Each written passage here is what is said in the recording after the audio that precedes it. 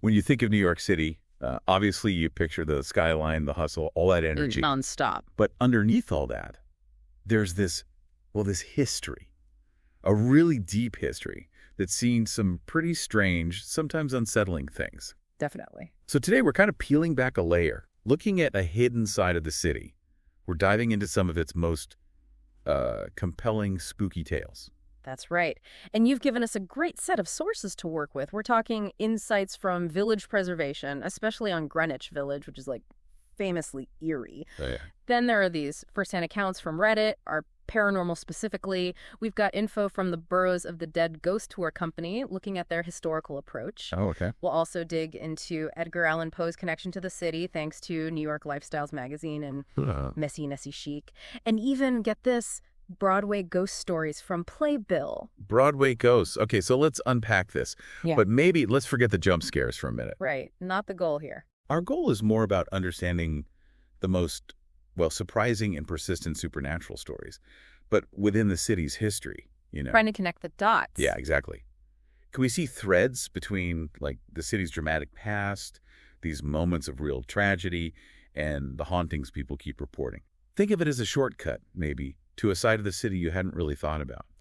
And starting in Greenwich Village makes perfect sense. Village preservation really highlights how it's built up this reputation for the macabre. It feels kind of spooky just walking around there sometimes. Well, yeah. The old buildings, the winding streets. It feels old. It connects you to the past. And it attracted people interested in, the darker side, like Poe and even H.P. Lovecraft. It's like the vibe of the place itself kind of sets the stage for these stories. So where in the village do we start? A classic one is 14 West 10th Street. You probably know it as the House of Death. Oh, right. That name alone. Exactly. Village preservation mentions it dates back to the 1850s, and its history is unsettling. They say over 20 spirits might be there. 20. Wow. Including, supposedly, Mark Twain. In a white suit, apparently. Mark Twain. Okay, but it gets darker too, right? I remember reading about, real tragedies there. Yeah, tragically. Village preservation and other sources like The 11 Most Haunted Places mention the horrific murder of Lisa Steinberg in 1987. That cast a huge shadow. Definitely. But the reports go back way further. Things like sudden cold spots, seeing figures. And there's this writer, Jan Bryant Bartell, who lived there and wrote about feeling the house was, actively harming her. Poisoning her, she said. Wow. That's intense. Not just seeing things, but feeling attacked by the house itself. It's fascinating how different periods seem to layer on top of each other. You've got the recent tragedy, Twain, from decades earlier.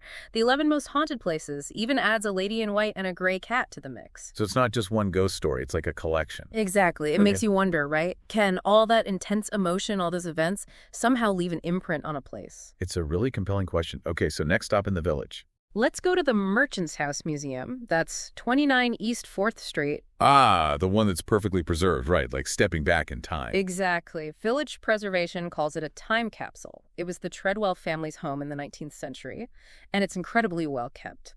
And it seems Gertrude Treadwell, the last one who lived there, might still be around. So still hanging out. Apparently so.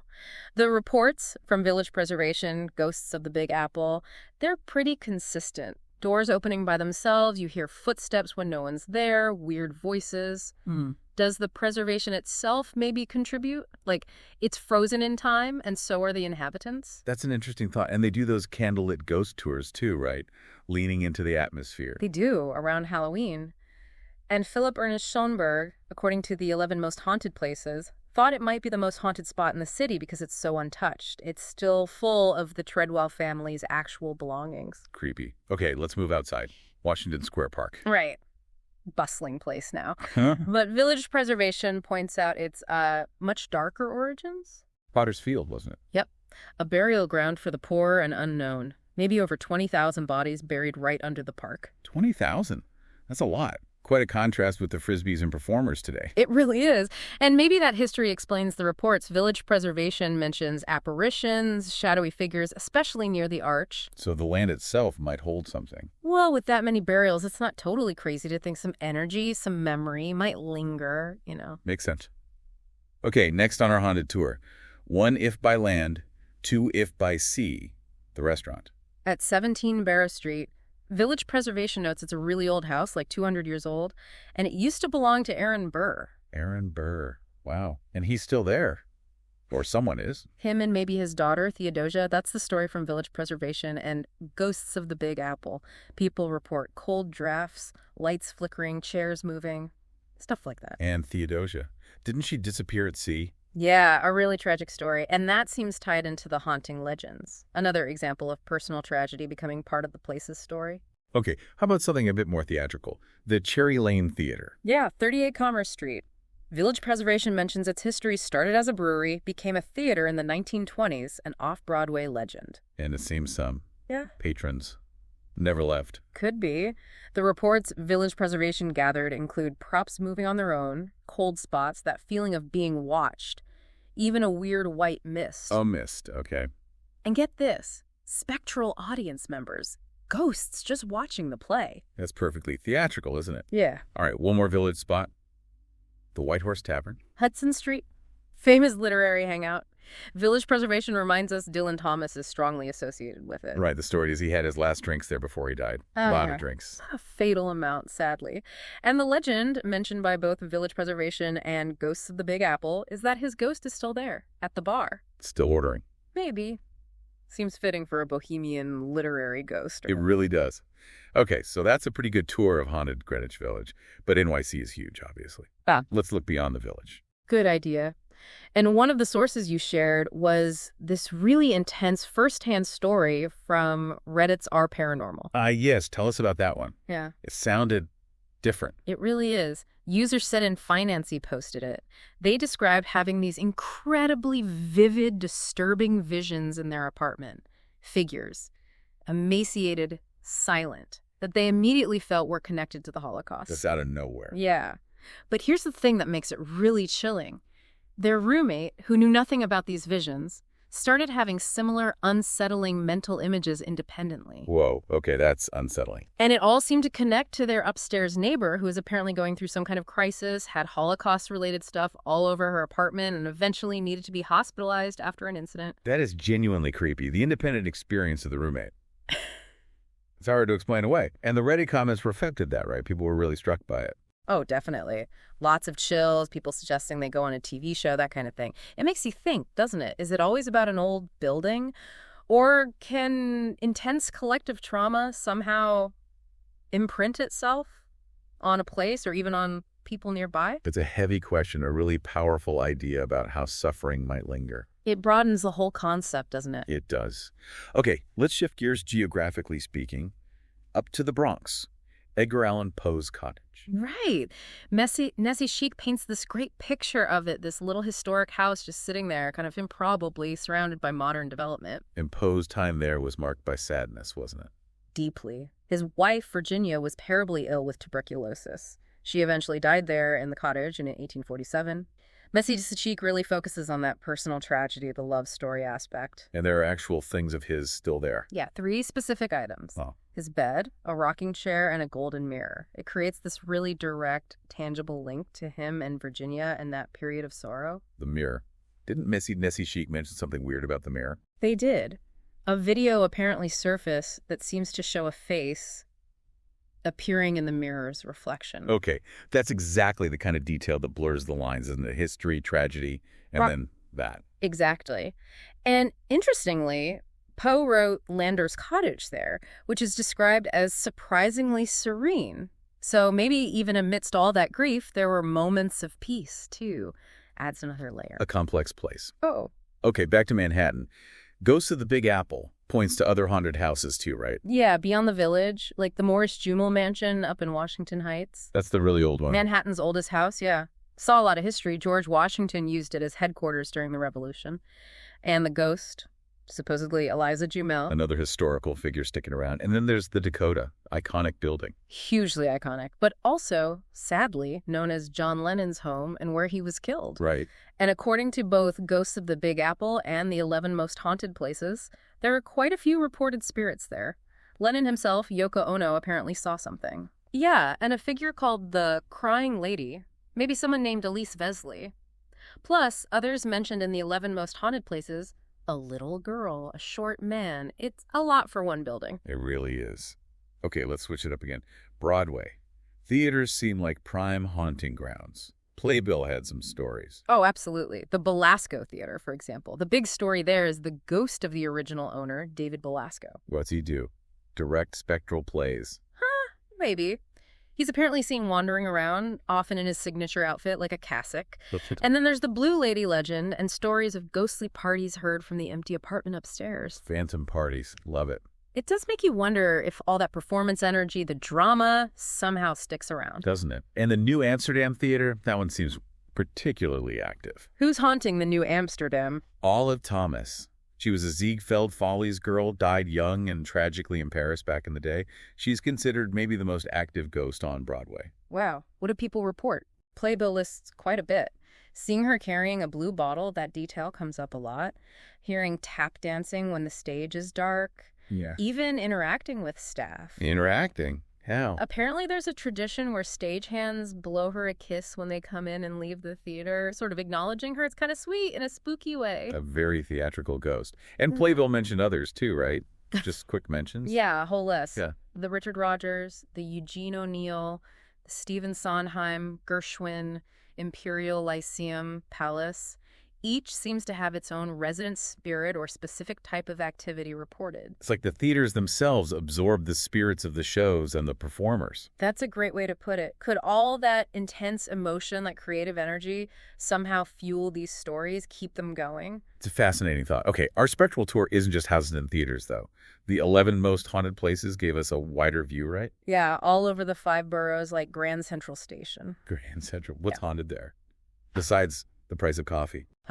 Well, stories about the secret tunnels, FDR's private elevator track, even folklore about a midnight train to hell, and the ghost of Roosevelt's dog. A ghost dog. Okay. What else? The Hotel Chelsea, of course. Infamous site of Nancy Spungen stabbing. Sid Vicious. Yeah.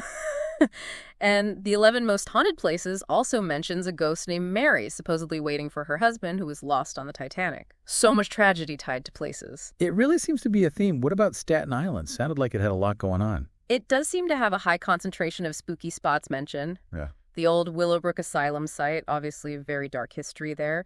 The historic conference house, the Vanderbilt tomb in Moravian Cemetery. That sounds ominous. Yeah, and even a story connected to Richmond Road and a woman named Polly Bodine. Lots of local lore. Okay, keep going. What else is on that list? Let's see. The Manhattan Well in Soho, site of a very old alleged murderer, Elma Sands. People still report hearing her screams. Centuries later. Wow. Even iconic structures aren't immune. The Brooklyn Bridge, tales of headless ghosts of workers who died during construction, a woman in white, possibly linked to suicides. Headless ghosts. Classic. And the Empire State Building, sadly, site of numerous suicides, most famously Evelyn McHale, the most beautiful suicide photo. Her ghost is reported, along with another female spirit. So even these giant landmarks have these sad spectral stories attached. It seems so. And Ellis Island, too. A place of hope, but also hardship. Exactly. The 11 most haunted places mentions paranormal activity reported at the Immigration Museum, especially in the old hospital area.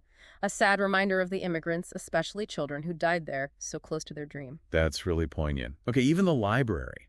The New York Public Library has ghosts. According to the backstory of New York Public Library's haunted reputation, yes. What's interesting is the ground it's built on another former potter's field. Seems to be a pattern there. It does. And the article mentions sightings back when part of it was the Astor Library, stories about secret apartments within the library, even folklore about a red-headed ghost tied to workers who died building it. Secret apartments in the library. And the Ghostbusters connection, of course. Can't forget Ghostbusters. It just shows how these stories become part of a place's whole identity, real or fictional. Right. And finally, we had some really old Brooklyn stories. Yeah, Burrows of the Dead dug these up from the Brooklyn Daily Eagle archives. Really evocative stuff. Like what? A ghost that rings bells in Stuyvesant Heights, one in Flatbush looking for its lost hand. Lost hand. And a really sad one about a young woman named Elva, hidden away and died tragically in Melrose Hall, also in Flatbush. These old newspaper accounts show ghost stories have been part of the city's conversation for a very, very long time. Absolutely. So, looking back at all these places, all these stories, there are definitely some common threads, aren't there? Oh, for sure. Tragedy is a big one. Sudden death, violent death, deep sadness. And locations with real historical weight, places that have seen a lot. It's almost like intense human experience imprints itself somehow. That's the feeling you get from these accounts. And it's always that mix, isn't it? Documented history blending with these personal, anecdotal experiences. Hard to separate sometimes. Yeah, trying to figure out where fact ends and folklore begins. Exactly. And the kinds of things reported are so varied, too. Seeing things, hearing things, feeling cold spots, objects moving, the whole range. It's definitely a different way to look at the city's past. And those Burrows of the Dead tours, even though they're on a break now, their whole approach is about blending that history and the supernatural, right? That seems to be their focus, yeah. Exploring that intersection thoughtfully, and the fact they have a book coming out, tours returning. It shows people are still fascinated by this darker side of New York history. Like that testimonial said, seeing the city with fresh eyes. Exactly, looking beyond the surface. So as we wrap up this deep dive into haunted New York, it really is clear whether you actually believe in ghosts or not. Right, belief isn't really the point sometimes. These stories offer this unique perspective, a different lens to view the city's incredibly rich and often complicated past. They really do. They make you think about all the layers of history beneath our feet, the echoes of people who lived and died here. These stories, whether they're truly paranormal or more about collective memory and imagination, they say something about human experience and how we connect to places. And it really makes you wonder, doesn't it? Why do these specific stories stick around for so long? And listening to all this, you have to ask yourself, do any of these places make you curious to maybe learn more or even visit? That's a great question for you listening. What parts of these stories stood out most? Did you see connections between the history we talked about and the hauntings people report? Yeah.